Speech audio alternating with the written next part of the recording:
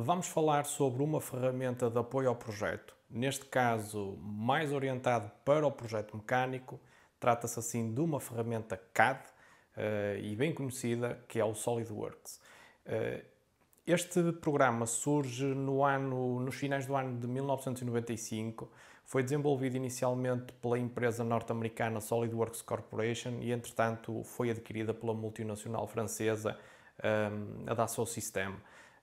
Julgo que foi no ano de 1997, por aí. Esta Dassault Systèmes é muito conhecida também por uma ferramenta CAD, neste caso o CATIA, que é bem conhecido porque se trata de uma das primeiras ferramentas de modelação tridimensional e que já remonta ao início dos anos 80. O SolidWorks trata-se então de uma ferramenta de computação paramétrica e associativa. Esta técnica, acho que lhe posso chamar assim, foi inicialmente desenvolvida por uma empresa chamada PCT, que é a empresa que criou o ProEngineer, hoje em dia chamado Creo. Assim, esta ferramenta, neste caso o SolidWorks, assenta precisamente neste conceito: modelação, paramétrica e associativa. O termo paramétrico advém dos parâmetros que são usados para criar restrições os valores determinam a forma geométrica do modelo, sendo que estes parâmetros podem ser numéricos, como é o caso do comprimento de um segmento reto ou o raio de uma circunferência, mas também podem ser geométricos, como por exemplo a tangência entre uma linha e um arco, ou o paralelismo entre duas retas, ou a concentricidade entre duas circunferências ou arcos. No caso de elementos singulares, podemos também atribuir relações de horizontalidade, verticalidade e até mesmo a fixação dessa entidade, entre outros. Há um termo que surge muitas vezes quando se fala de programas CAD de modelação paramétrica. Esse termo é o Design Intent. Basicamente, o que é que isto significa? Algo relativamente simples. Como operador CAD ou designer, o que o operador CAD pretende é que a peça, apesar das alterações que eventualmente possa sofrer, acompanhe, como é que é dizer, acompanhe a forma inicial desejada. Vamos dar um exemplo para que seja mais simples. Imaginemos que temos um cilindro. O operador cria um furo no topo do cilindro. Se eventualmente a altura do cilindro aumentar, o furo deve permanecer no topo desse cilindro. Ok? Claro que isto é feito de uma forma automática. O SolidWorks corre em ambiente Windows. No entanto, pode correr num computador da Macintosh. É uma pergunta que me fazem muitas vezes. Sim, pode. Eu, inclusivamente, cheguei a criar um pequeno vídeo, com o género de um tutorial, sobre como instalar o SolidWorks num computador Macintosh. Deixo o link na descrição, assim como também vou pôr aqui no canto do vídeo que neste momento estou a fazer. Permite a criação de sólidos ou superfícies. Tipicamente iniciam através de uma geometria bidimensional, um esboço, o termo que se utiliza é um sketch, que depois é transformado numa operação e essa operação sim irá gerar um volume, ou poderá gerar um volume tridimensional, porque também pode ser criada uma superfície que acaba por não ter volume.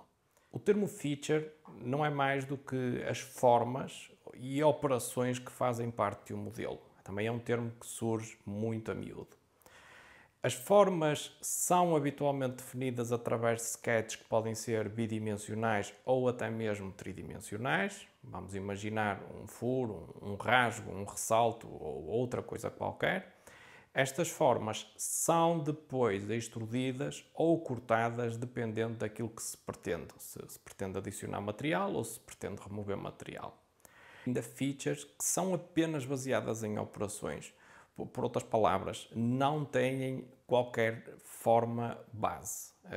Basicamente, elas não utilizam o tal sketch para a sua criação. São exemplos disso, por exemplo, o chanfro, um redondo, ou se quiserem chamar fillet, ou carapaças, ou se preferirem o nome, shell, entre outros. Existem outras ferramentas que funcionam também sem terem como base um sketch. No entanto, e quase sempre a criação de um modelo no SolidWorks começa por um esboço 2D ou 3D, conhecido, lá está, por sketch, Este inclui geometrias de vários tipos, como é o caso das linhas, arcos, splines, pontos, elementos de apoio à construção da geometria, podendo eles até inclusivamente ser estes elementos, elementos geométricos, podem ser dimensões, não é? Para definir o tamanho da peça. E também as já referidas relações geométricas. Estas relações geométricas, no caso dos sketches, são bastantes. E eu já referi algumas, vou referir mais algumas, a coincidência, a horizontalidade, a verticalidade, a perpendicularidade, o paralelismo. Existem muitas outras que efetivamente permitem relacionar diferentes entidades bidimensionais, por exemplo, arcos ou linhas, mas também existem algumas que nem sequer são relacionáveis. O caso da horizontalidade ou da verticalidade não se relacionam com nada, ou seja, uma linha é horizontal e ponto. Não há relação. Ao passo que o paralelismo, por exemplo, é necessário relacionar uma linha com a outra, por isso haverá necessidade de selecionar essas duas entidades. A natureza paramétrica do SolidWorks implica que as dimensões e as relações conduzam a geometria e não o contrário, como acontece no SolidWorks, em que é a geometria que conduz as dimensões. Ou seja, aqui temos uma situação invertida e, sobretudo para quem vem do AutoCAD, por vezes a situação é um bocadinho complicada até que se adapte ao software. O melhor é mesmo começar diretamente com este software para que não hajam já alguns vícios que venham de outros softwares. Na montagem de conjuntos, são usadas relações entre peças. Estas relações entre peças chamam-se mates. Não fazer confusão com as relações que existem entre as entidades bidimensionais, como é o caso da horizontalidade e a verticalidade, que acabei de falar. Estes mates irão possibilitar o alinhamento entre peças e basicamente o alinhamento como é que é feito? É feito relativamente ou seja, o alinhamento é criado relativamente um ou ao outro componente. No caso do primeiro componente, já agora, quando se coloca dentro do tal assembly, que basicamente acaba por ser um conjunto, esse componente fica fixo, o que irá permitir o posicionamento das restantes peças relativamente a este. Outro ponto que, de facto, pode parecer um bocadinho secundário, mas é importante para entender algumas coisas, é que o kernel do SolidWorks está escrito em Parasolid. Isto é importantíssimo quando a pessoa pretende importar ou exportar modelos, saber qual é que é o kernel de software que estão a utilizar. Ok, e aqui temos então o SolidWorks. E quando iniciamos pela primeira vez, é isto que vimos, temos aqui uma janela de boas-vindas que nos permite fazer aqui uma série de operações e se calhar vamos começar por estes ícones. Este ícone permite criar um documento tipo part, ou seja, uma peça única. Este permite criar um conjunto de peças, conhecido aqui por assemblies. E reparem nas propriedades, na característica gráfica do ícone, que basicamente é um documento parte com um bloco azul que representa uma segunda peça. Ou seja, o próprio ícone mostra bem aquilo que faz. E por fim, este permite fazer projeções ortogonais tanto de documentos tipo part, como também de documentos tipo assembly. Notem também o ícone mostra as projeções ortogonais, neste caso segundo o método americano, desta pecinha que aqui está, que parece um pódio. Inclusivamente conseguimos ver, se olharmos com atenção, tem ali uma legenda. É possível abrir documentos já existentes, assim como também é neste campo que aqui temos, caso existam alguns documentos novos, é possível ver aqui os documentos mais recentes. Assim como também temos aqui as pastas mais recentes que eventualmente terão sido utilizadas, e depois temos aqui uma série de informação que eu considero bastante relevante, pelo menos para quem está a iniciar, e que pode dar algumas ajudas extras caso haja alguma dificuldade. Este What's New é relativamente importante para quem vem de uma versão anterior do SolidWorks e pretende ver quais são as novidades desta nova versão. Okay? Pronto, temos aqui de facto outros aspectos, nomeadamente os documentos recentes, mais informação relativamente à parte da aprendizagem, assim como tutoriais online e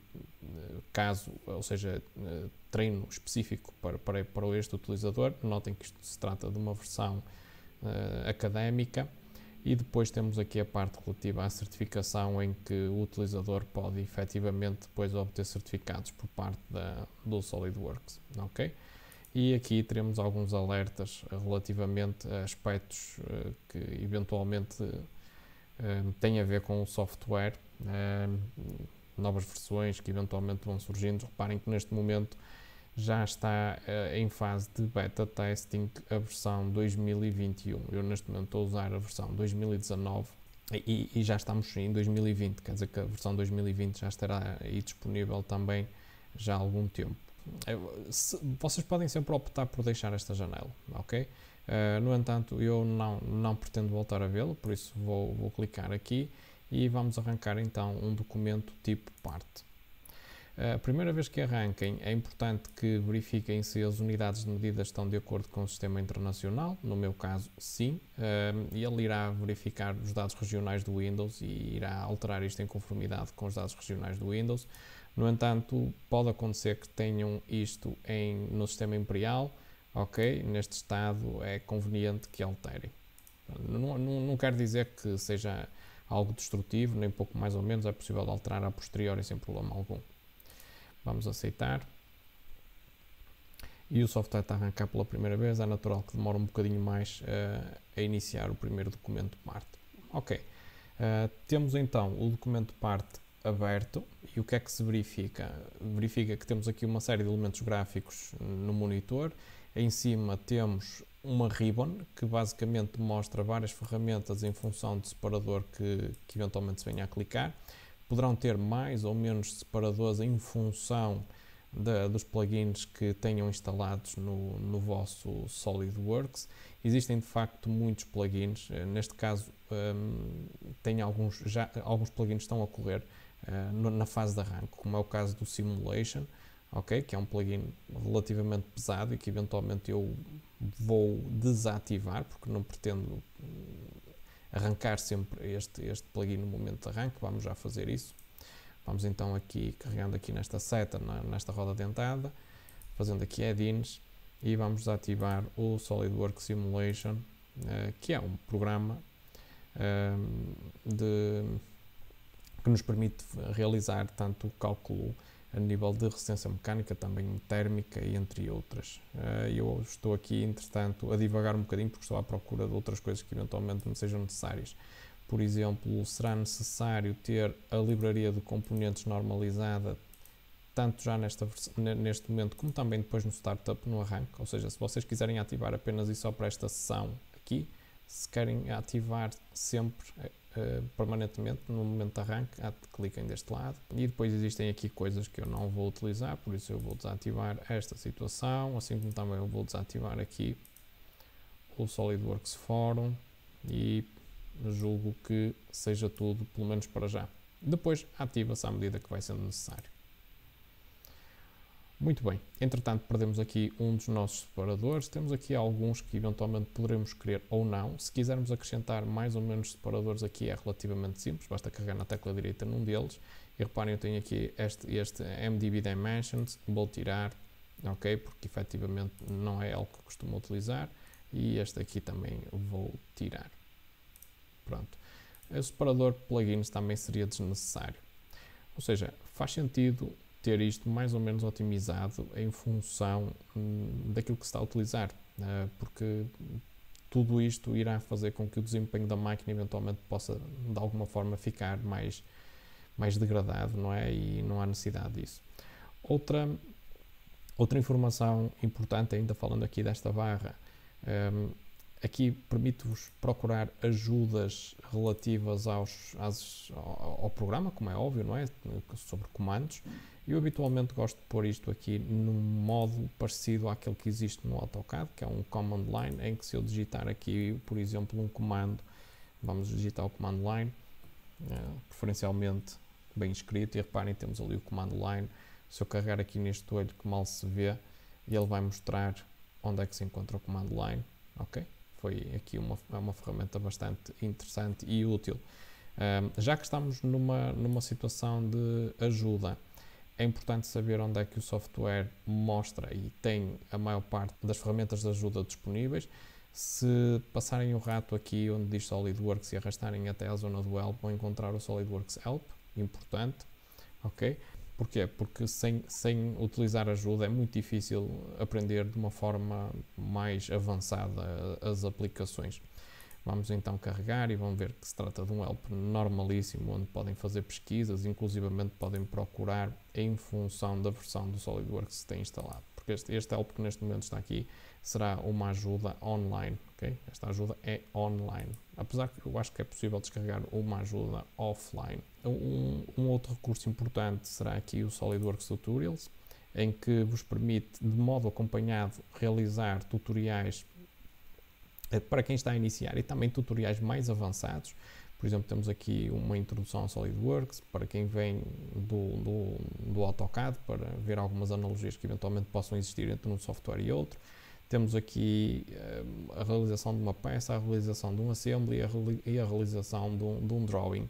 Todos estes, sobretudo estes 3 documentos, fazem parte do percurso típico de quem está a começar. Este será um exercício para 30 minutos, este para 45 minutos, este para 15, apesar, dependendo das pessoas, poderá demorar mais ou menos um bocadinho. Eu vou fechar e vamos continuar então aqui a procurar e a decifrar aqui algumas destas coisas mais. Ok, reparem que então dentro desta ribbon vocês têm operações.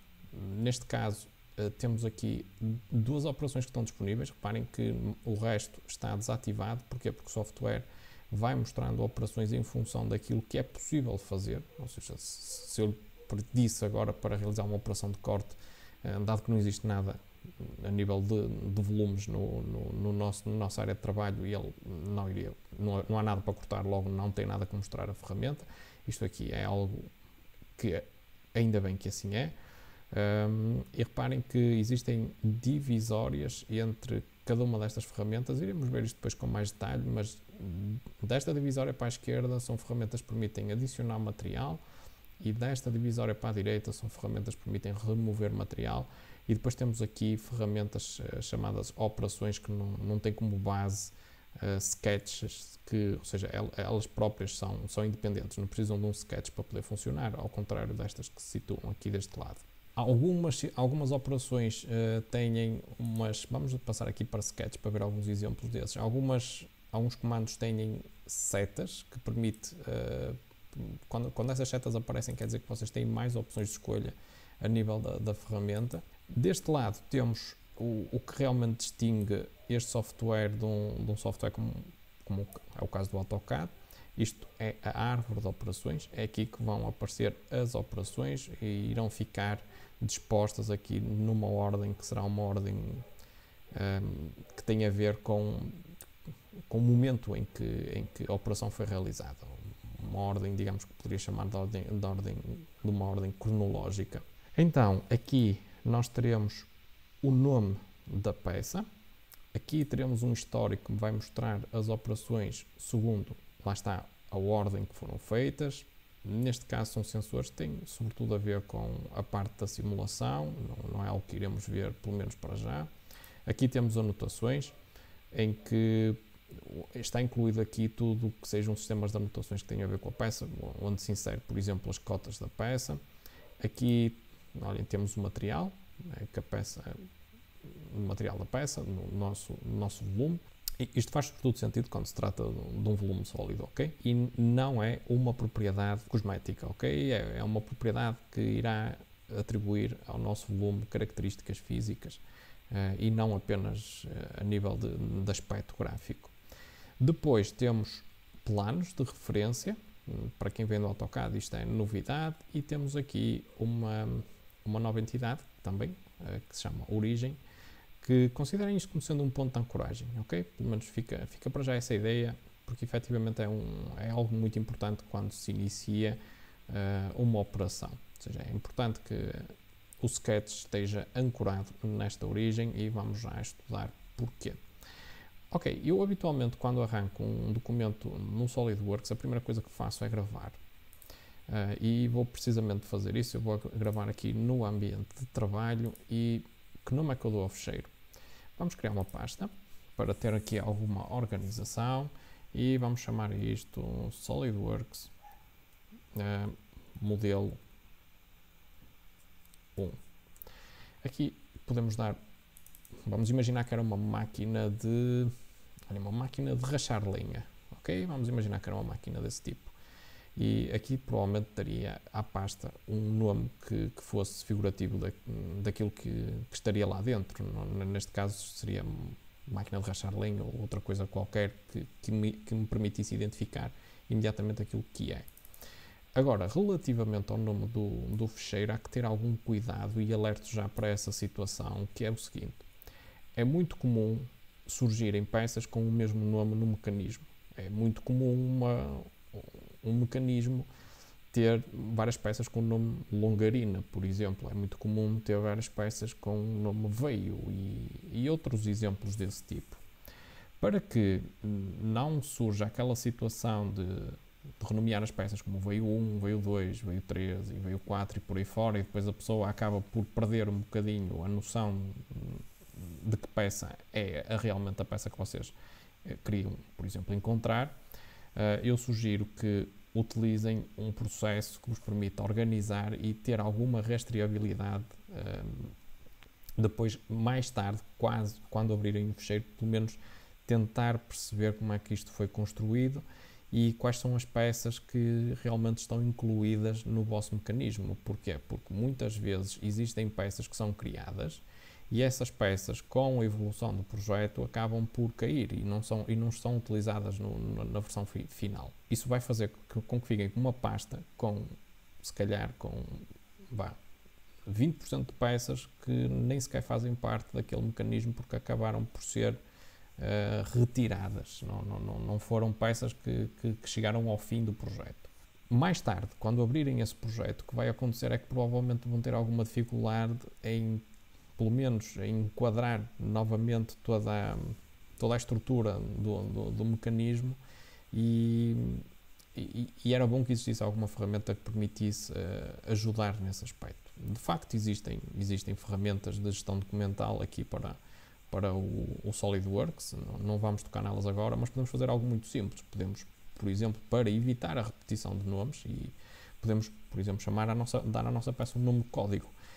Uma forma fácil é dar, por exemplo, a data e a hora.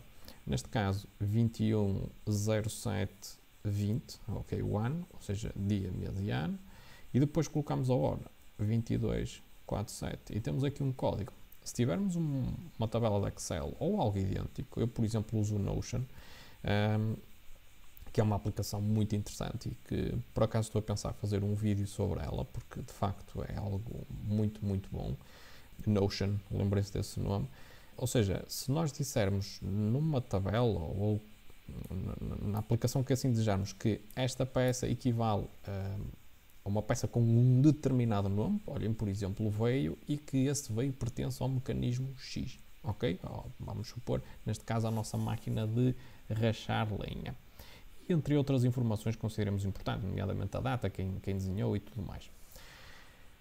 Essa informação vai ficar, então, documentada. Não quer dizer que nós não possamos fazer isso aqui no SolidWorks, porque podemos, ok? Realmente podemos. No entanto, isso vai implicar, provavelmente, abrir o documento, dado que nós não dispomos do plugin de gestão documental, por exemplo, o PDMWorks, que nos vai permitir procurar essa informação de uma forma mais fácil. Seja como for, eu vou fazer essa documentação à parte, ok? Não vamos imaginar, como disse, num fecheiro de Excel ou noutra aplicação qualquer, como é o caso do Notion, ou vamos... E também, para além disso, quero dizer, vamos também acrescentar essa informação no próprio SolidWorks. Eu sei que estou a perder aqui algum tempo com esta situação do nome, mas isto é crítico. Porquê? Porque a maior parte, ou seja, no início pelo menos, existe o erro de deixar este detalhe um bocadinho descurado. O que acontece depois é que mais tarde a pessoa dá por ela, passado um ano, e tem um caos instalado. E depois tem muita dificuldade em pegar em projetos antigos, porque efetivamente aquilo é caótico. E depois há ficheiros que se sobrepõem uns aos outros, e que ficheiro é este, e se calhar já não é preciso, vou apagar, e apagam mesmo, e se calhar até era um ficheiro importante, e depois o assembly já não vai abrir porque lhe falta aquele ficheiro. uma complicação que é facilmente evitada e por isso é que eu estou a chamar a atenção deste detalhe e se calhar isto só por si já deveria ser um vídeo, ok? Ou seja, como fazer a gestão documental de todo o processo relativo ao projeto de um dispositivo. Sem dúvida nenhuma que isto daria para um vídeo, eventualmente se houver pedidos eu posso fazer algo mais detalhado sobre isso. Mas vamos começar pelo básico, então eu vou gravar. Depois de gravar, o que habitualmente faço é atribuir um material à peça, porque de antemão eu já sei mais ou menos qual é que vai ser o material. Eu não estou muito preocupado com o detalhe, o fino detalhe do material, se trata de um aço do fabricante XY, não se é ligado ou coisa desse género. Por isso simplesmente digo que se trata de um aço carbono. Porquê? Porque aquilo que me interessa numa primeira fase é saber o peso da peça, a massa da peça. E a densidade dos aços é idêntica em todos eles, ok? Por isso não faz sentido agora, porque agora tenho um aço XPTO e não, a densidade irá ser a mesma, ok? Após atribuir então o material, o que faço é clicar aqui em File Properties e começar a especificar os tais campos que, como disse, farão parte também da tal tabela ou a tal gestão documental que faço à parte. Neste caso eu vou indicar o meu nome, aqui as keywords são palavras-chave que vocês achem que poderá facilitar procurar a pesquisa da peça, ou seja, porque eventualmente eu julgo que o Windows poderá indexar isto, dado que isto é um tipo de metadado e talvez o Windows consiga procurar isto. Por isso nós punhamos aqui, por exemplo, máquina, no meu caso estaria relacionado com o YouTube, seria também, pronto, chega. O nome eu vou-lhe chamar, vamos imaginar que isto vai ser um veio, vai ser mesmo um veio, e o subject será a tal máquina para lenha, para rachar lenha, mas agora fica para lenha. Mais, isto representam então as propriedades básicas. Reparem que alguns campos, como é o caso da data e a última vez que foi gravado, são automaticamente colocados, assim como também o nome da máquina em que isto terá sido gravado. Aqui aparece o meu nome, mas se estiverem numa empresa, provavelmente aqui terão o nome do vosso computador, que não será idêntico ao nome do utilizador, ou isto será o nome do utilizador do Windows, que muitas vezes também não é o nome da pessoa que está efetivamente a fazer a modulação. Muitas vezes a máquina, como disse, tem um outro nome qualquer que o administrador de rede acaba por dar. Pronto, vamos carregar aqui em Custom, e agora vamos atribuir aqui mais umas propriedades. Neste caso eu irei procurar aqui uma propriedade de material, que ele irá buscar o Plain Carbon Steel, mas para isso tem que dizer ao software para ir buscar essa propriedade, ok? Vamos carregar aqui e reparem o que é que ele fez. Ele foi buscar a propriedade material que pertence ao ficheiro 2010 07 20 22 e 47, ok? E de facto o que ele descobriu foi que se trata de um Plain Carbon Steel, ou seja, um aço carbono normal, comum.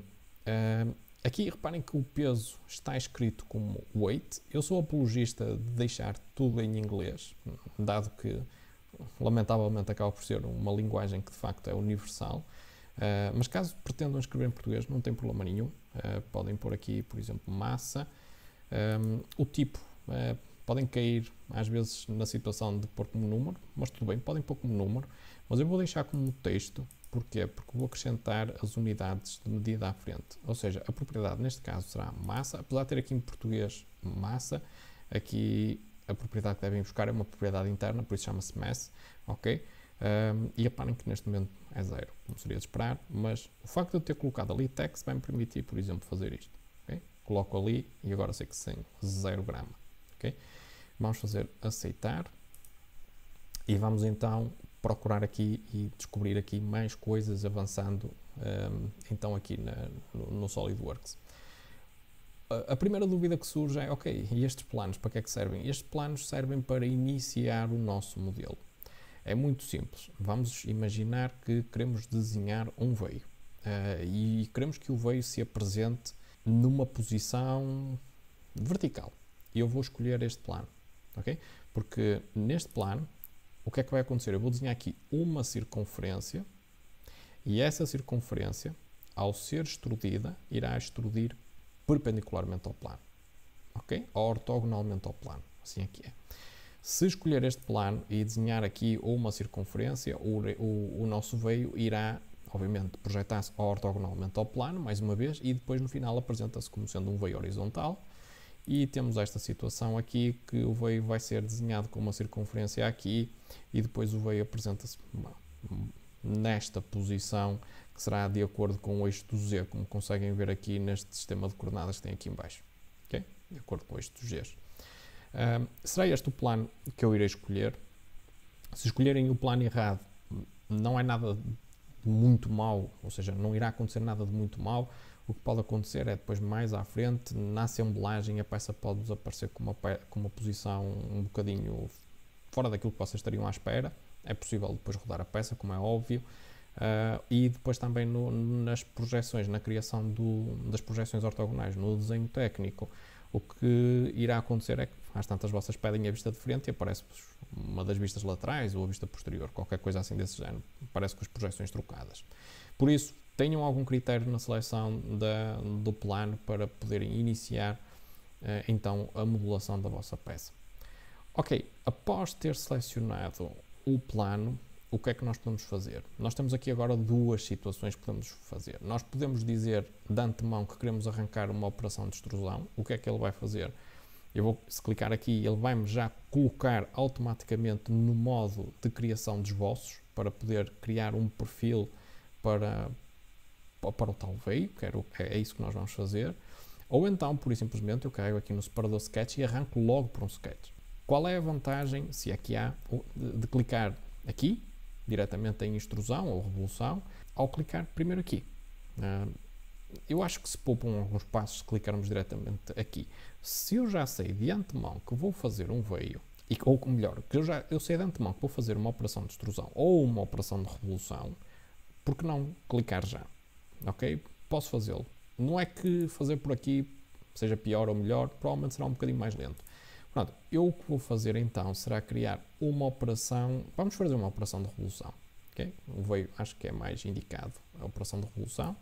Clico, reparem que o software colocou-me ortogonalmente ao plano, ou seja, estou a olhar de frente para o plano, e sempre que estão a fazer um sketch, e friso isto bem, devem trabalhar sempre de frente para o plano de trabalho, ok? É muito importante isto. Eu vou frisar novamente, é crítico, é mesmo essa palavra, que vocês trabalhem ortogonalmente de frente para o plano de trabalho.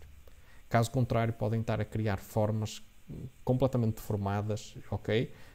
Acham que uma linha é pequena e de facto ela estende-se quase infinitamente lá para trás, sempre ortogonalmente ao plano. Vamos já ver como é que podemos manipular isto, caso a pessoa, sem querer, ok, desvia isto. Vamos já ver como é que podemos resolver esta situação rapidamente, mas primeiro vamos então criar aqui um perfil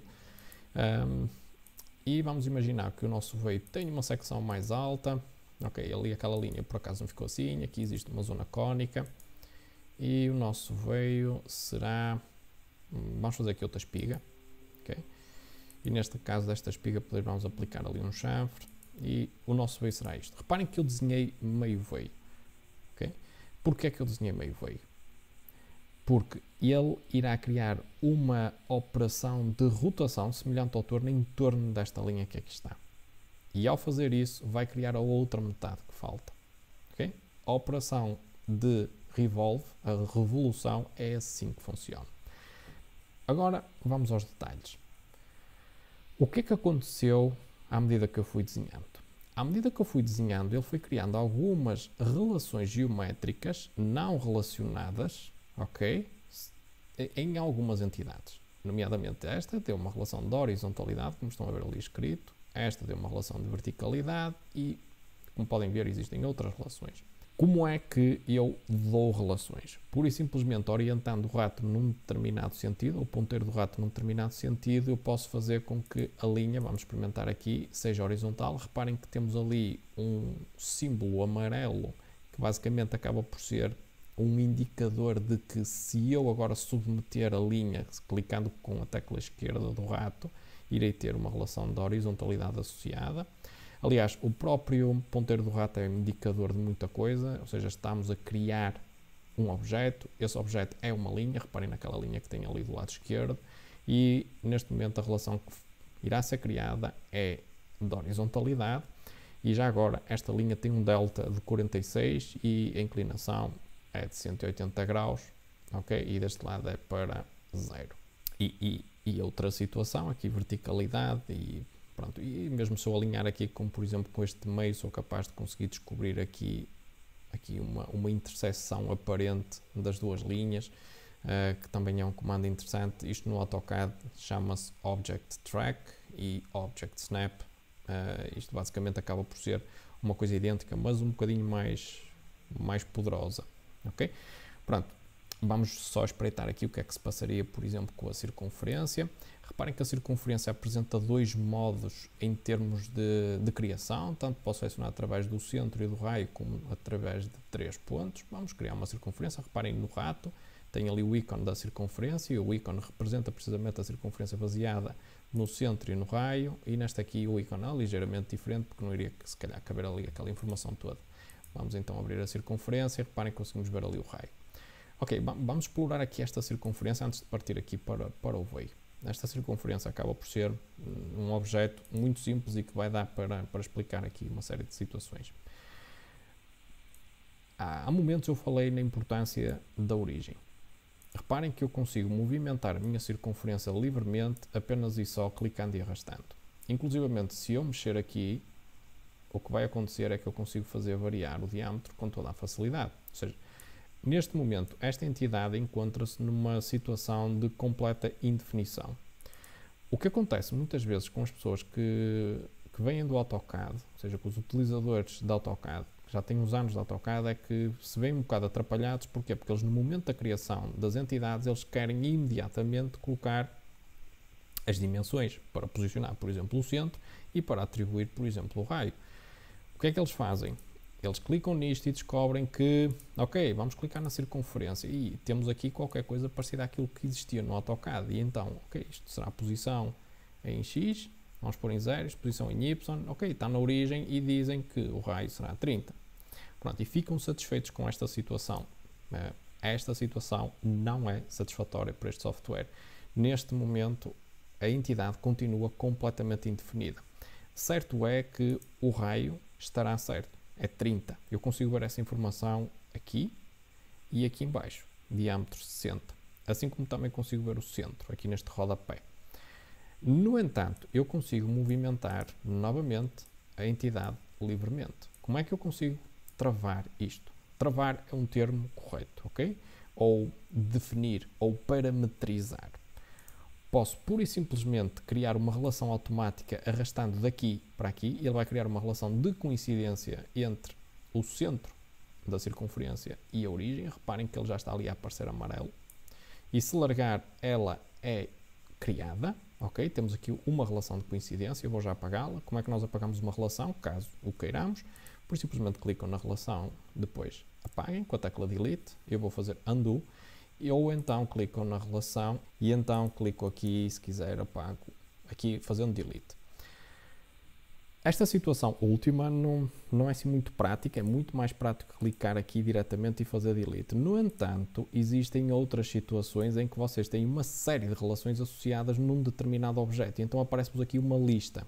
E nesse caso, vir aqui este quadro é mais interessante porque vos permite fazer Delete All, em vez de andar ali a picar uma atrás da outra e perder tempo a clicar numa série delas. Ou seja, mais fácil, neste caso, caso existam muitas, volto a repetir, optar por esta situação porque tem aqui o Delete All, e quando se trata de apagar só uma, mais vale, por exemplo, vamos mexer nesta e apagar assim diretamente. Agora, mesmo fazendo isto, o objeto continua com alguns graus de liberdade. O centro, se eu tentar mover, já não mexe, porque tem a relação de coincidência, mas o raio ainda está por definir. Agora, como é que eu dou uma relação geométrica relativamente ao raio para que o possa definir? Neste caso, não tenho condições para poder definir o raio geometricamente. Tenho condições, sim, para, por exemplo, dar uma dimensão. E então, como é que eu atribuo aqui uma dimensão? Muito simplesmente carregando em Smart Dimension, que é a única ferramenta que permite basicamente fazer tudo, tanto dimensionar situações lineares como arcos e raios, ângulos, chanfros, tudo. Basicamente esta ferramenta é uma ferramenta universal e então vamos dar aqui uma cota de 50. E o que é que notamos? Notamos que a entidade, neste caso esta circunferência, mudou de cor para preto. Quando isso acontece, quer dizer que pelo menos aquela parte está definida. Okay? Mas a informação que eu procuro não é a cor, porque a cor por vezes pode ser enganadora. Eu quero, muito importante, eu quero que todas as entidades estejam definidas, 99% das vezes. Às vezes não. Há situações em que eu quero que o objeto tenha alguma flexibilidade para o poder mover, para poder experimentar num ou noutro contexto. Mas quando se trata de uma situação final, eu habitualmente quero as entidades todas definidas. Okay? Até porque assim tenho a certeza que não falta cota alguma e que não ficou algo por definir. E então evito situações de surgimento de cotas mais à frente, tipo 49,56, não é? Que é uma cota que não faz qualquer sentido. Agora, onde é que eu devo procurar se o nosso desenho está definido? Aqui em baixo. Reparem que onde tínhamos as dimensões, há bocadinho que eu mostrei, neste momento nós temos aqui escrito Underdefined. Quer dizer que nós temos entidades por definir. Neste conjunto de entidades, algumas estão por definir e algumas delas são bastante óbvias e até são bastantes. Temos aqui muita coisa por definir. Eu vou apagar este exemplo, mas sem antes mostrar aqui outra situação para vocês verem que efetivamente isto é muito flexível. Ou seja, nós temos neste momento o raio definido, quer dizer que ao ter apagado aquela coincidência eu consigo mexer a circunferência sem problema nenhum, como também se quiser posso agarrá-la ali e fixá-la ali. Mas eu vou criar aqui uma coincidência com este ponto de outra maneira. Vamos, por exemplo, clicar no ponto, na origem, e dizemos horizontal. E agora vamos clicar no ponto e na origem e vamos informar como sendo vertical. E temos exatamente a mesma situação. Muito simples, mas dá para perceber que não existe só um caminho para chegar a um determinado objetivo. Relativamente às cotas, é algo que as pessoas às vezes fazem um bocadinho de luta relativamente a isto, porque querem apagar uma cota e não conseguem. Se querem apagar a cota totalmente, a forma mais fácil é clicar ou na linha de chamada ou na linha de cota. Não cliquem diretamente em cima da cota, porque o que irá aparecer é que vão entrar na cota em modo edição. E não é isso que pretendem. Se calhar o que pretendem é apagar a cota. Por isso cliquem alguns noutro sítio, desde que seja na linha de chamada ou na linha de cota, e aí sim podem apagar. Eu agora vou apagar totalmente o objeto, quer dizer que todas as relações relativamente a esse objeto irão também desaparecer, e vamos tratar deste objeto aqui. Okay? Existem coisas que não estão bem neste momento, por exemplo, esta linha é vertical e vamos começar a atribuir dimensões e vamos tentar ver o que é que se passa. Reparem, neste momento, se eu tentar mexer o objeto, ele estará bastante caótico em termos de definição geométrica. Eu, inclusivamente, o que eu costumo fazer é forçar a que as entidades efetivamente fiquem tortas para perceber o que é que realmente não está bem. E então vamos fazer aqui horizontal, este e este. Vamos dar uma relacional, okay? Clicando nas duas, usando o control e agora perpendicular. E vamos novamente fazer um teste. Pronto, neste momento o que deverá faltar muito provavelmente são dimensões. Okay? Lembrem-se que o objeto para estar bem vai sempre precisar de ir para aqui para a origem. Por isso o ideal seria mesmo começá-lo a desenhar na origem. Eu não o fiz de propósito, mas o ideal seria mesmo ter isto na origem, começar a desenhar este objeto na origem. Vamos atribuir cotas, vamos dar aqui uma dimensão, que será o atrabancamento. Vamos supor que tem 198, não sei se isto estará dentro da série de Renard, provavelmente não, mas para já fica. 45. Aqui vamos pôr 70, 50 e neste caso eu vou dar um ângulo de 16 graus. E agora, o que é que faltará? Faltará, como é óbvio, os diâmetros, ok? Eu gostaria de dar como diâmetro, de facto. Mas se eu fizer isto, eu não vou ter sorte, eu vou ter como um raio. Lembrem-se que nós temos outra metade do veio para desenhar e interessava-me dar o diâmetro. Não queria agora estar a fazer a conta. Eu tenho algumas formas de resolver este problema, ok? Algumas. Uma delas será fazer diretamente a conta aqui. Vamos supor que eu até sei o diâmetro, e que o diâmetro é 30. O que eu posso fazer é 30 a dividir por 2. E ele dá-me imediatamente o raio. Okay?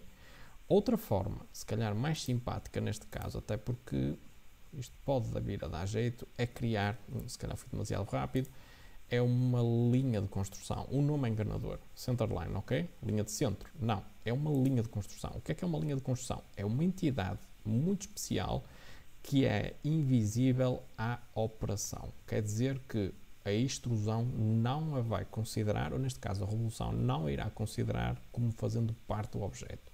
Faz sim parte como sendo um objeto de suporte à criação da geometria. E este objeto de suporte vai-me permitir, por exemplo, fazer isto. Eu vou clicar lá.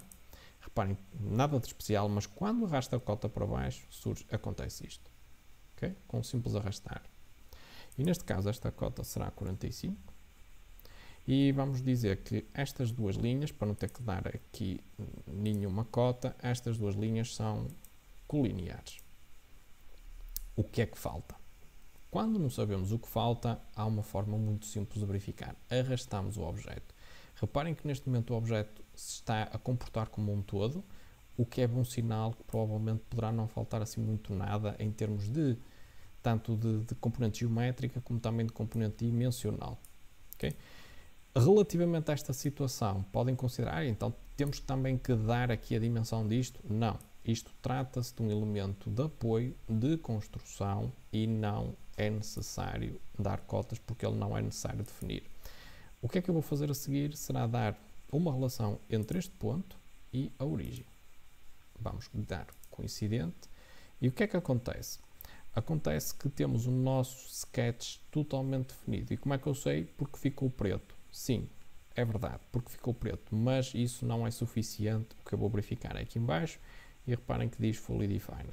Neste momento, este perfil que aqui se encontra está no modo a que eu chamo, e outras pessoas também chamam de Watertight. Se eu colocar, imaginem que isto é uma parede, ok? Outra parede e a parede está completamente fechada. Se eu colocar água aqui no meio, a água não vai escapar por lado algum. Isso é importante. Se porventura existisse uma microfissura, algures numa destas zonas, por exemplo aqui na união desta linha com esta, o que iria acontecer é que a operação não iria ter o resultado esperado. Eu ia dizer outra coisa, mas vocês não iriam ter o resultado que eventualmente estarão a esperar. Outra situação que é muito comum ver, e pelo menos nesta fase vocês não a devem fazer, pelo menos devem fazer isto sim, ou podem fazer isto sim, quando souberem aquilo que efetivamente estão a fazer, é esta. Neste momento, se eu deitar água, vamos outra vez para a analogia do modelo Watertight, se eu deitar água aqui onde tem um rato, o que vai acontecer é que vamos encher esta zona. Mas esta zona não. Na realidade, acabamos por ter dois perfis e não um. Okay? Nós devemos ter um perfil.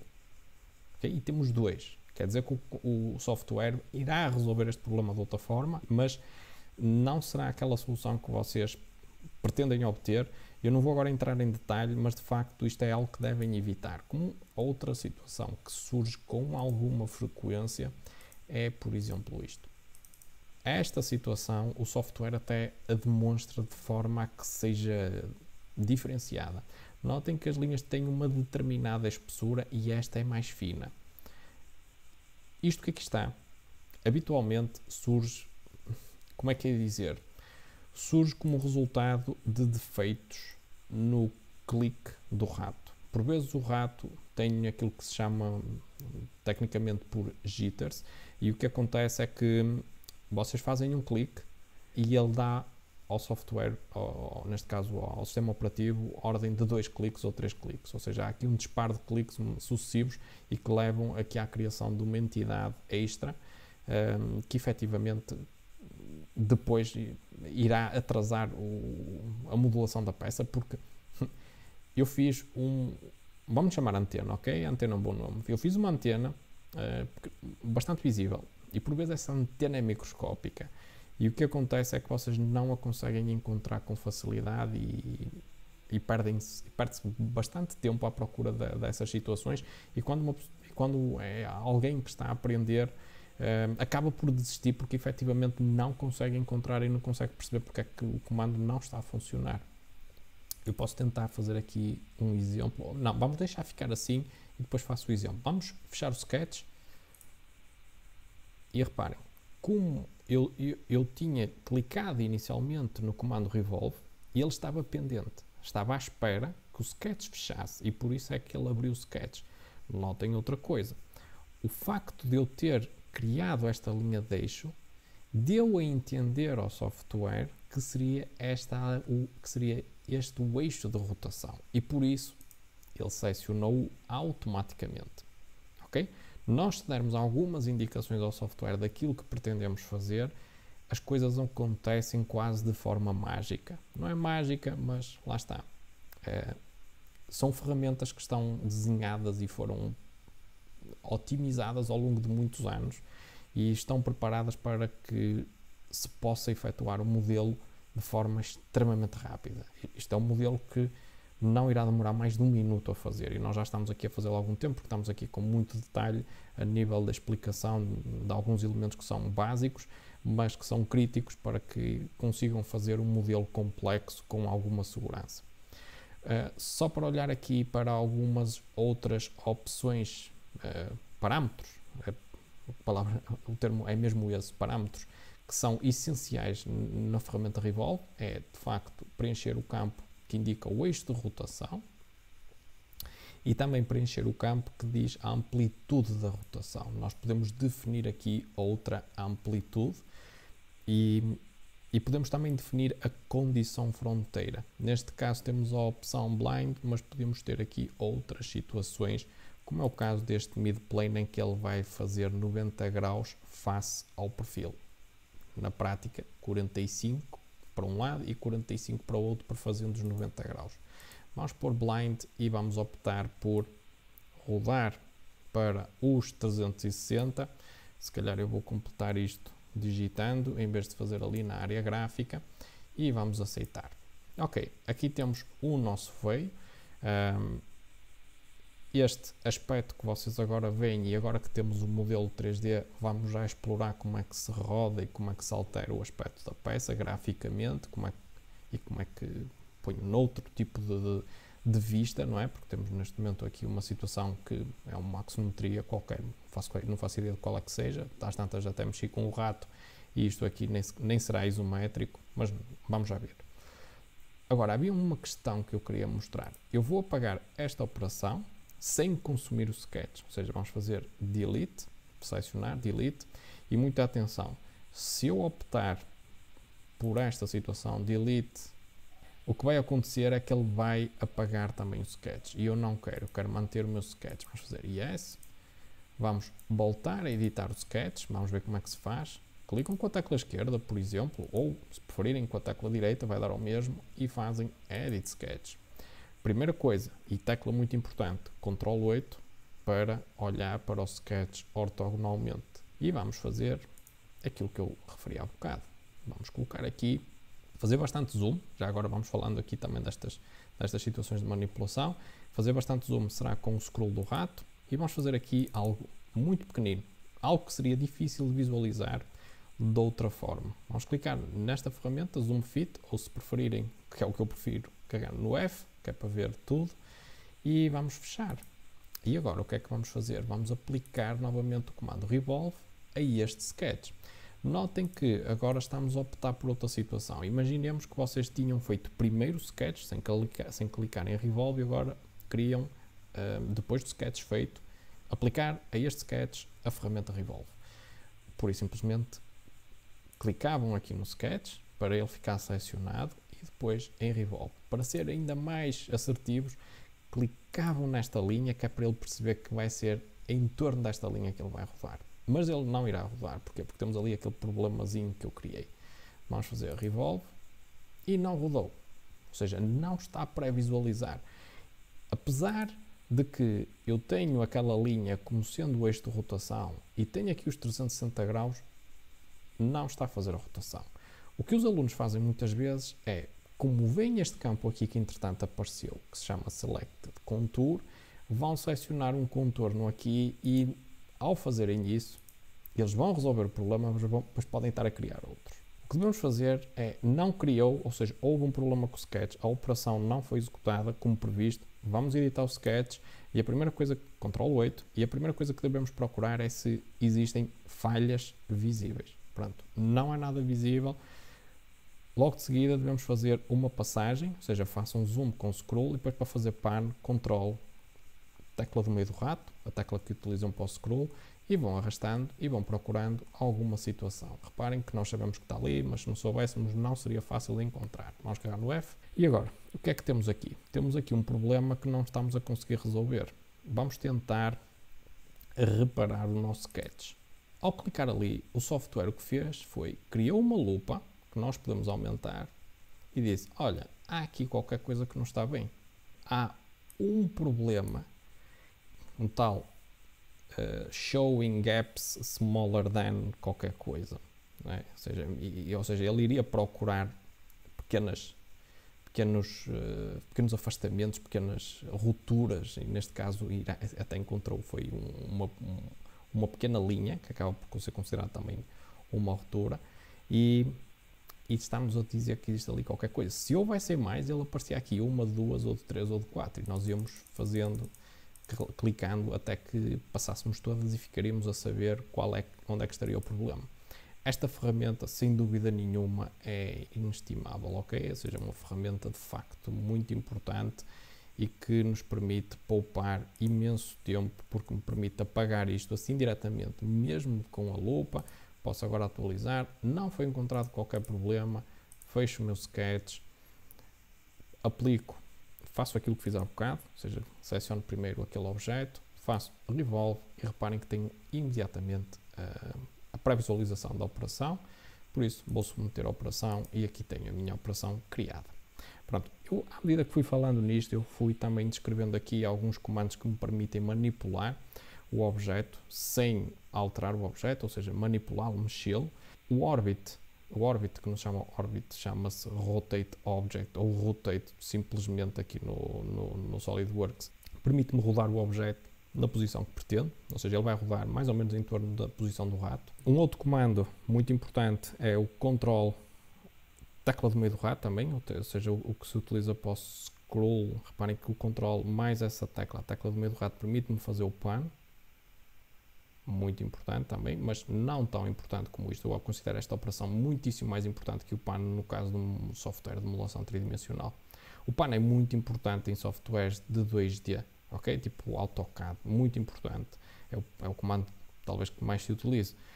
Neste caso, o rotate é muitíssimo mais importante, ou seja, ele tem aqui no SolidWorks uma primazia sobre o pan e acho que isso está mesmo muito bem. Por exemplo, essa situação já não acontece no Inventor e é algo que, na minha opinião, não faz qualquer sentido.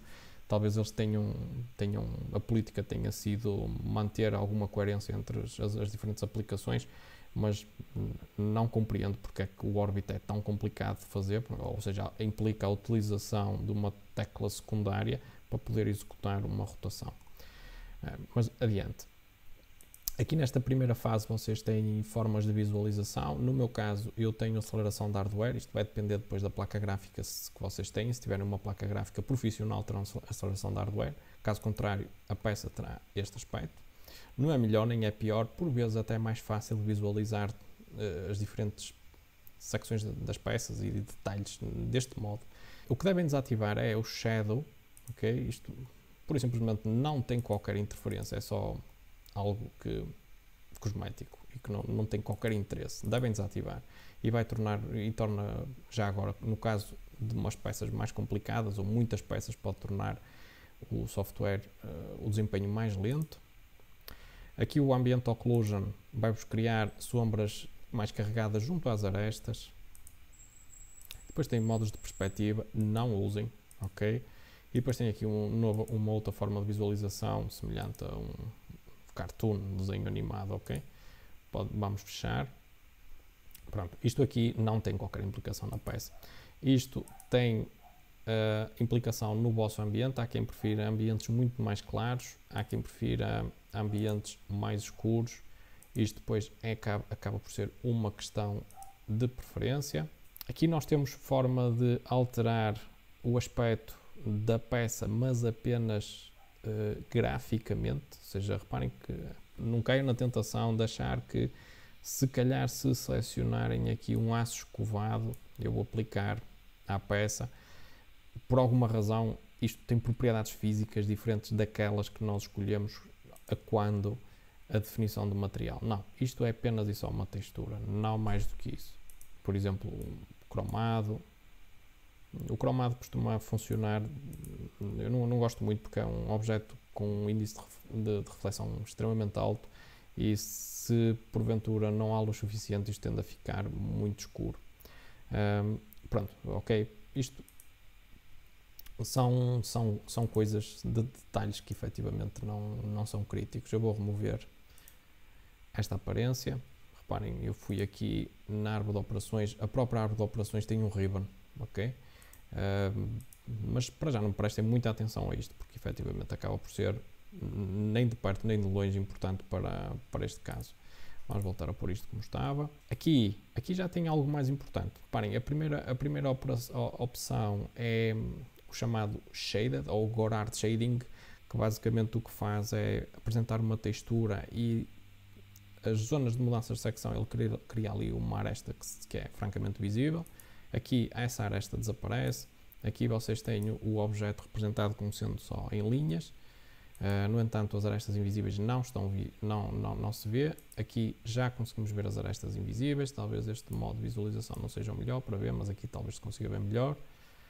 E aqui temos uma representação mesmo só wireframe, ou seja, só mesmo a parte de linhas. Então, vamos voltar a pôr isto como estava.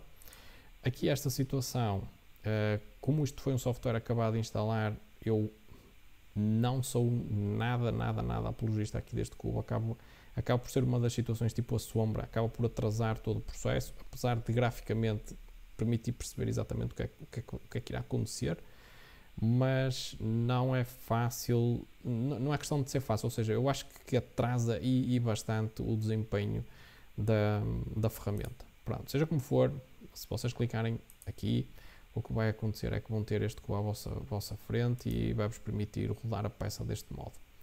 Eu vou desativar, é logo uma das primeiras coisas que faço, ok? E como é que eu altero? Posso alterar mexendo aqui nestas diferentes, são projeções, ok? Temos aqui uma projeção frontal e temos aqui uma projeção lateral. Vamos ativar aqui outras coisas que entretanto ficaram ativas, isto, perspectiva, e isto, o Ambient Occlusion, é para tirar.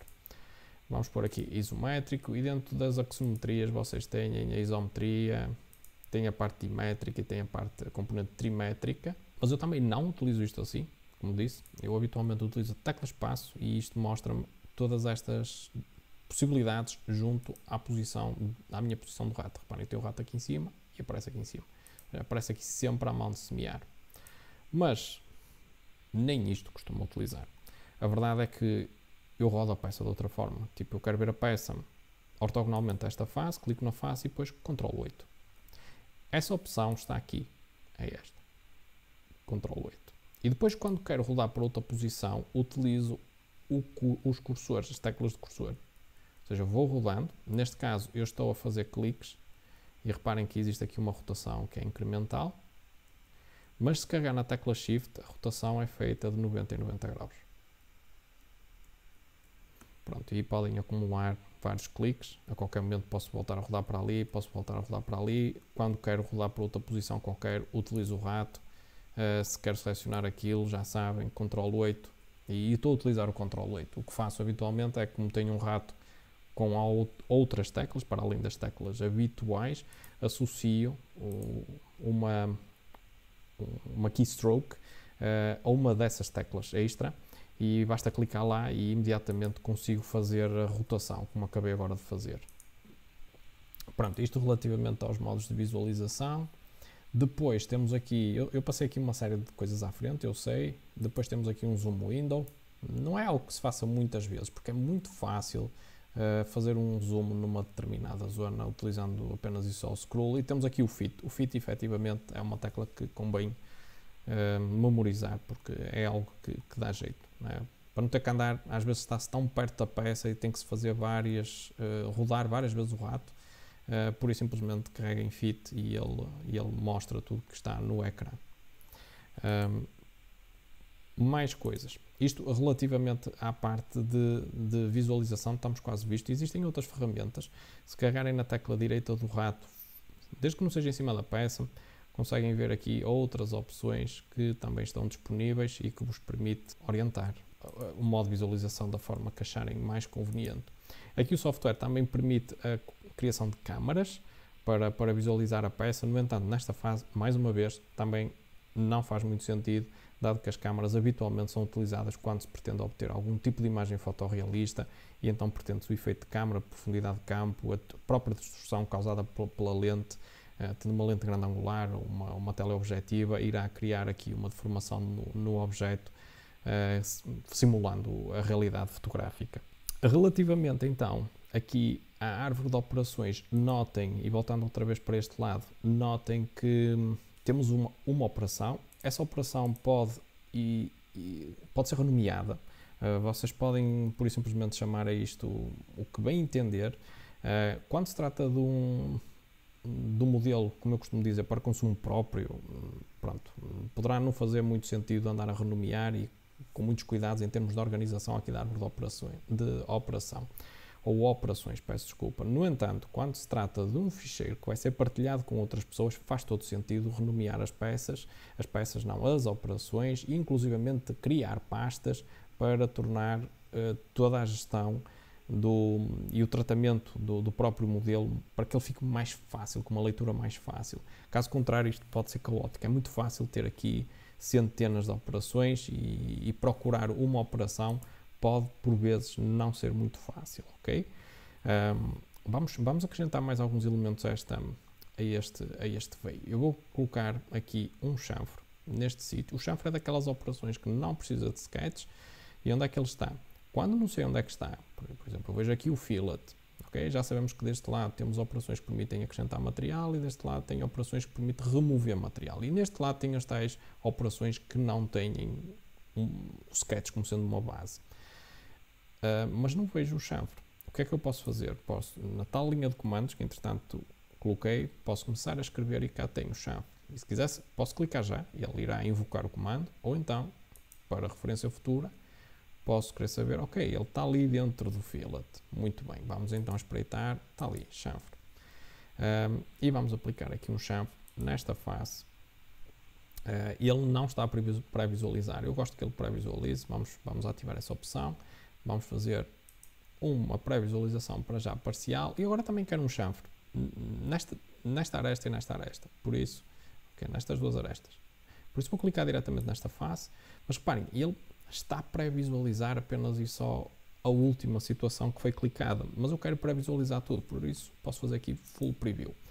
Esta opção que eu acabei de ativar pode às vezes ser muito má ideia. Sobretudo quando se tratam de muitos chanfres e muito complexos, pode atrasar e muito o processamento da peça. Algum cuidado aqui. Quando se tratam de peças muito simples, não há problema nenhum em fazer full preview, no entanto, por segurança, esta será a melhor das hipóteses, ok? Não quer dizer que não possam comutar para ver como é que fica. Ok, temos os chanfres e se calhar agora faria sentido também, vamos fazer aqui um escatelo. Vamos fazer um escatelo aqui nesta zona, aqui na parte de cima. E como é que eu faço um escatelo? Lembram-se que quando eu iniciei esta peça eu fui forçado a utilizar um dos planos de referência. Neste momento eu posso na mesma usar os planos de referência sem qualquer problema, ok? Tenho este plano de referência que poderia usar e fazer um retângulo, alguns aqui que iria cortar a peça, mas agora a própria peça também ela tem planos e esses planos, essas faces, têm que ser planares, por exemplo, esta nunca daria. Essas faces podem ser usadas para abrir uma nova operação, que por sua vez irá abrir um novo sketch. Vamos abrir aqui uma operação de corte, Extrude Cut, aonde? Nesta face. Reparem que o software agora não colocou ortogonalmente, vamos fazer nós, Ctrl 8. E vamos desenhar aqui um retângulo, vamos desenhar o perfil que é necessário para executar o corte. Eu vou optar pelo comando retângulo ao centro. Vamos procurar aqui o quadrante da circunferência que ele detectou e até inclusivamente fez ali uma coincidência. E definíamos agora a dimensão do chanfre. Vamos supor que era isto, ok? E damos aqui uma cota, vamos imaginar que era 10, eu nem sequer estou a seguir nenhuma tabela e com toda a certeza que se der nesta uma relação de igualdade entre estas duas entidades, iremos ter 10 por 10. Notem que isto ainda não está estabilizado, ele gira em torno daqui da geratriz deste cilindro, mas interessa-me que ele fique orientado com a origem. Quero que ele fique numa posição vertical à origem. Assim, clico neste ponto, na origem, e digo que existe uma relação de verticalidade. Notem que o software já, eu vou fazer novamente, ele pré-ativou a verticalidade. Okay? Reparem, está pré-ativa. Vamos clicar e temos o nosso sketch definido. Há problema cortar no ar? Não, não há problema, desde que cortem alguma parte sólida. Agora, se estivesse a fazer o corte totalmente no ar, o software iria dar erro. Ok? Temos isto. Neste caso, a minha condição fronteira não será esta, de blind. Blind é algo que está limitado até um determinado ponto. Neste caso, eu vou escolher through all. Quero que seja vazado. Fazemos aceitar e temos aqui este efeito. Agora, algo muito interessante relativamente aqui à árvore de operações. Vamos imaginar que o chanfre tinha sido feito depois do corte. Ou seja, primeiro teria feito o corte e depois tinha feito o chanfre. Será que existirá alguma diferença? Será que o software se conseguiria adaptar e o resultado seria o mesmo? Não precisamos de entrar aqui em adivinhações, pura e simplesmente podemos fazê-lo. Reparem, e o que vou fazer vai ser arrastar o chanfre para baixo, ou tentar arrastar o chanfre para baixo da operação de corte. E reparem que o software não está a deixar. Vamos tentar arrastar isto para cima do chanfre. Reparem que o software não está a deixar. O que é que estará a acontecer aqui? Provavelmente existe algum tipo de relação de precedência entre o chanfre e o corte. Quer dizer que o corte só pode existir com o chanfre lá. Vamos carregar na tecla direita, vamos ativar esta opção que diz Parent Child e o que conseguimos ver? Conseguimos ver que o nosso corte, que está aqui, ok, e aqui, tem uma série de operações do qual a existência dele depende. Olhem o que é que acontece muitas vezes quando vocês cometem aqui, por exemplo, esta situação. Vocês olham para o chanfre e dizem, ok, eu não quero chanfre, vou apagar, delete. Ele que está a dizer, olha, ao apagares o chanfre, vais apagar também o Extrude Cut e já agora o sketch que está dentro do Extrude Cut. Mas vocês podem desativar essa opção. Dizem, não, eu não quero apagar as features dependentes. Vamos fazer yes. Ok? E aqui temos um erro. O nosso primeiro erro.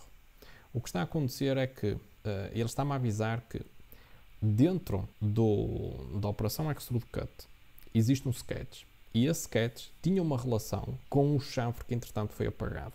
Existia lá aquela relação daquele ponto que estava no centro daquele quadrado que eu construí, que estava apoiado numa aresta do chanfre. E vamos ver que era verdade isso. Vamos editar aqui o sketch e vamos espreitar e vamos tentar resolver esta situação. Vamos pôr Ctrl 8 e o que é que eu noto?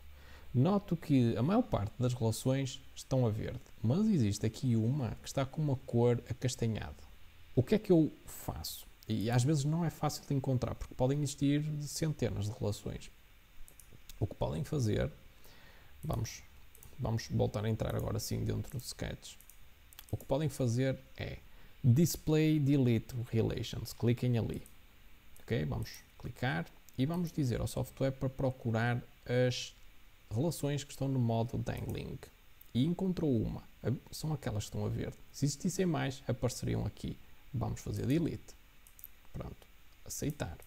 Resultado, neste momento, isto já está a mexer outra vez. O que é que eu posso agora fazer? Eu posso voltar a definir a relação, por simplesmente arrastando para cima do contorno desta circunferência e largar. A relação foi criada, ou podia, se preferirem já agora, para que fique visto, clicam no ponto, clicam no contorno e dizem que é coincidente. Ficou definido.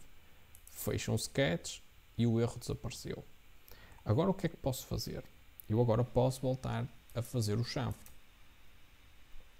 Clicando ali, neste caso de 10 nunca será, mas fazendo isto, reparem que o comportamento foi bastante diferente. Ok? O que acontece é que eu há momentos cliquei nesta face e tive estas arestas selecionadas, precisamente aquilo que pretendia. E agora, se eu aceitar, isto não é nada daquilo que eu pretendo, até porque isto não se parece nada aqui com um escatelo. O que é que nós podemos concluir daqui? A ordem das operações é importante. A forma como eu faço o meu modelo, o tal design intent, tem muita importância. As pessoas devem pensar antes de executar uma peça. É claro que para quem tem experiência, tudo isto sai de forma muito natural. E quem está a ver, parece fácil. No entanto, por vezes, quem está a começar depara-se com problemas como este. Eu, por acaso, fiz um fillet e agora é que estou a ver e queria um chanfre. Okay? O efeito será muito semelhante. Mas quem está a ver, ok, isto é sempre a seguir. Não, é preciso ter aqui algum critério. Será que eu conseguia fazer o chanfre como tinha nesta situação anterior? Claro que sim. Em vez de clicar na face, teria que clicar nesta aresta e nesta aresta. E agora sim teria um efeito exatamente igual ao anterior, mas com o chanfre na segunda posição. Então nós temos primeiro aqui a revolução, temos o corte e depois temos o chanfre. Seria muito mais rápido ter feito da outra forma. Reparem que eu fui forçado a clicar nas arestas. Vamos tentar inverter. Reparem que eu agora consegui inverter com toda a facilidade e o Extrude Cut passou para baixo. Porquê? Porque não existe uma relação com o chanfre. Okay? Ele neste momento, este sketch continua a apontar para aquela aresta que eu selecionei em cima. Esta. Posso fazer aqui outra coisa, já agora. Olha, podemos fazer isto. Para todos os efeitos, neste momento, a operação Extrude Cut nunca existiu.